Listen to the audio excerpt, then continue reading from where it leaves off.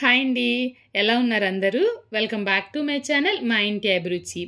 ఈ రోజు వీడియోలో చాలా సింపుల్గా చాక్లెట్ బ్రౌనీ తయారీ విధానం ఎలా అని చూద్దామండి. ఇంకా ఈ రోజైతే నేను డబుల్ చాక్లెట్ బ్రౌనీ తయారు చేయబోతున్నాను. టేస్ట్ అయితే చాలా బాగుంటుందండి. ఇంకా దానికోసం అయితే ముందుగా చాక్లెట్ని మెల్ట్ చేయాలన్నమాట. నేనైతే ఇక్కడ డార్క్ కాంపౌండ్ చాక్లెట్ అయితే తీసుకున్నాను. ఇది అన్ని సూపర్ మార్కెట్లలో దొరుకుతుంది. ఇప్పుడు ఆన్లైన్లో కూడా అవైలబుల్గా ఉందన్నమాట. దాంట్లో బటర్ వేసానండి. వేసిన తర్వాత దీన్ని డబుల్ బాయిలింగ్ మెథడ్లో మెల్ట్ చేయాలి. నా దగ్గర అగారో ఎయిర్ ఫ్రైర్ ఉందండి. దాంట్లో అయితే నేను పెట్టేశాను అనమాట. నేను 180 degreesకి 5 minutes అయితే టైం సెట్ చేశాను. 3 minutesకి అయితే బాగా మెల్ట్ అయిపోయి వచ్చేసింది. డబల్ బాయిలింగ్ మెథడ్ అంటే ఒక గిన్నెలో నీళ్లు పోసి స్టవ్ పైన పెట్టాలని, నీళ్లు మరుగుతున్నప్పుడు ఈ గిన్నె తీసి దానిపైన పెట్టాలి. దాని వేడికి ఇది మెల్ట్ అవుతుంది అనమాట. వాటర్ అనేది పడకుండా చూసుకోవాలని చాక్లెట్లోను. మెల్ట్ అయిన తర్వాత మిక్స్ చేసి పక్కనైతే పెట్టేశాను. ఇప్పుడు నేను ఈ కేక్ బ్యాటర్ తయారు చేయడం కోసం అని చెప్పేసి అగారో వారి హ్యాండ్ మిక్సర్ అయితే ఉపయోగిస్తున్నానండి. ఇది నేను అమెజాన్లో తీసుకున్నాను. అమెజాన్ లింక్ వచ్చి డిస్క్రిప్షన్లో ఇస్తాను. మీకు ఎవరికైనా కావాలనుకుంటే కనుక ఒకసారి చెక్ చేయండి. ఇంకా దీంట్లో మనకి 5 లీటర్ కెపాసిటీ ఉన్న స్టీల్ బౌల్ అయితే ఇచ్చారనమాట. దీంట్లో గుడ్లు వేస్తున్నానండి. తరువాత పంచదార పొడి వేస్తున్నాను. తరువాత బ్రౌన్ షుగర్ వేస్తున్నాను. తరువాత వెనీలా ఎసెన్స్ కూడా వేసానండి.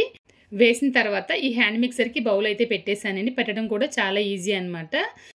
ఇంక నేను ఇది బీట్ చేయడం కోసం అని చెప్పేసి నా చేతిలో చూస్తున్నారు కదా, ఈ విస్క్ అయితే ఉపయోగిస్తున్నానండి. పెట్టిన తర్వాత తక్కువ స్పీడ్లో పెట్టానండి. పెట్టిన తర్వాత బాగా బీట్ చేయాలన్నమాట.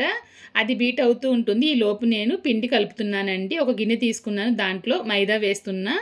తరువాత కోకో పౌడర్ వేస్తున్నానండి. తరువాత కొంచెంగా బేకింగ్ పౌడర్ వేస్తున్నాను. కొంచెంగా సాల్ట్ వేసాను అనమాట. వేసిన తర్వాత బాగా కలపాలి.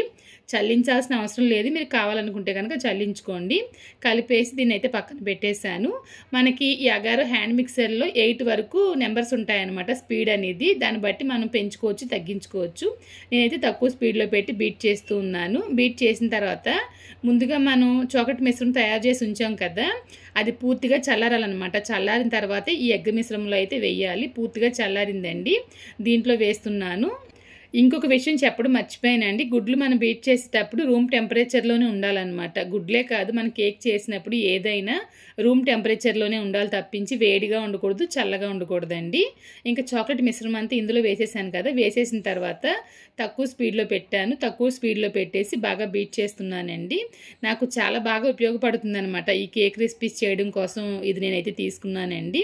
బాగా కలిసిపోయింది కదా, ఇలా ఉంటే చాలు. ఇప్పుడు దీంట్లో ముందుగా చల్లించి ఉంచిన పిండి అయితే వేస్తున్నాను. పిండి వేసిన తర్వాత నెంబర్ 2లో పెట్టానమాట. 2లో పెట్టేసి అలా వదిలేసానండి. నెమ్మదిగా అది కలుపుతూ ఉంటుంది. ఈ హ్యాండ్ మిక్సర్లో 3 రకాల టూల్స్ ఇవ్వడం వలన మనం విప్పింగ్ క్రీమ్ బీట్ చేయొచ్చు. అంతేకాకుండా కేక్ కోసం బ్యాటర్ బీట్ చేయొచ్చు. అంతేకాకుండా మనం చపాతీ పిండి లాంటివి కూడా కలుపుకోవచ్చు అనమాట. ఆల్రెడీ ఒక వీడియో నేను చేశానండి డీటెయిల్గా. ఆ వీడియో లింక్ వచ్చి డిస్క్రిప్షన్లో ఇస్తాను, చూడండి. చాలా బాగా ఉపయోగపడుతుంది అనమాట. ఇంకా ఇక్కడ చూసారంటే చాలా వరకు కేక్ బ్యాటర్ అయితే మనకి తయారైపోయిందండి. ఇంకా దీన్ని అయితే బేక్ చేయాలి. ఆల్రెడీ నేను ఓటీజీ 180 degreesలో 170లో ప్రీహీట్ చేశానండి 10 minutes. అది ప్రీహీట్ అయ్యేలోపు నేను పిండి వేయడం టైం అంతా కరెక్ట్గా సరిపోతుంది అనమాట. ఇంకా చాలా చక్కగా మనకి ఈ కేక్ బ్యాటర్ అయితే తయారైపోయింది కదా. దీన్ని వచ్చి ట్రేలో వేస్తున్నాను. మనం చాక్లెట్ వేసాం కాబట్టి ఇది ఇలాగే ఉంటుందండి. నార్మల్ కేక్ బ్యాటర్తో పోల్చుకుంటే ఇది వచ్చేసి కొంచెం జిగురు జిగురుగా ఉన్నట్లుగా ఉంటుందన్నమాట. మనకి స్టిక్కీగా అంటుకున్నట్లుగా కూడా ఉంటుంది. బ్యాటర్ మొత్తం ఇలాగా ట్రేలో అయితే వేసేసాను. ఇది ఎలాంటి తొందరగా గట్టిపడిపోతుంది, బటర్తో కలిసి ఉంది కాబట్టి తొందరగా గట్టిపడిపోతుంది. బాగా గట్టిగానే ఉంటుందన్నమాట ఈ బ్యాటర్ అనేది. వేసిన తర్వాత ఈ విధంగా సమానంగా పరిచేయాలి. నార్మల్గా మనం కేక్ చేసినప్పుడు ప్లెయిన్గా ఉంటుంది కాబట్టి మన పిండి వేసిన వెంటనే 4 పక్కలకి వెళ్ళిపోతుంది. కాకపోతే బ్రౌనీకి సంబంధించిన వరకు ఒకే చోటు ఉండిపోతుంది అనమాట. మనం ఈ విధంగా సమానంగా అయితే పరచాలి. పరిచిన తర్వాత చాక్లెట్ అయితే పైన చిన్న చిన్న ముక్కల కింద కట్ చేసి పెడుతున్నానండి.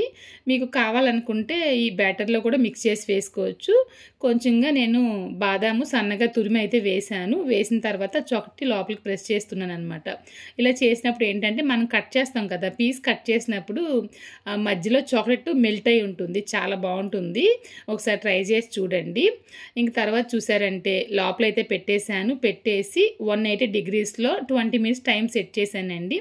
నాకు 15 minutesకే ఈ బ్రౌనీ అనేది తయారైపోయి వచ్చేసింది. చాలా బాగుంటుందండి టేస్ట్ అయితేను. మీలో ఎవరైనా బ్రౌనీ లవర్స్ ఉంటే కనుక ఖచ్చితంగా ట్రై చేయండి. బ్రౌనీ వేడివేడిగా తింటే బాగుంటుంది, అలా కూడా ట్రై చేయండి. ఇంకా ఈరోజు మన ఛానల్లో చాలా సింపుల్గా చాలా టేస్టీగా డబుల్ చాక్లెట్ బ్రౌనీ తయారీ విధానం ఎలా అని చూశారు కదండి. మీరు కూడా ఒకసారి ట్రై చేయండి. ఇంకా ఈ రెసిపీ కనుక మీకు నచ్చినట్లయితే లైక్ చేయండి, షేర్ చేయండి. మీరు ఇంకా మన ఛానల్ని సబ్స్క్రైబ్ చేయకుండా వీడియోస్ చూస్తున్నట్లయితే మా ఇంటి అభిరుచి ఛానల్ని సబ్స్క్రైబ్ చేయండి. ఫేస్బుక్లోను ఇంకా ఇన్స్టాగ్రామ్లోను ఫాలో అవ్వండి. ఇంకొక వీడియోలో మళ్ళీ కలుద్దాం. Thank you.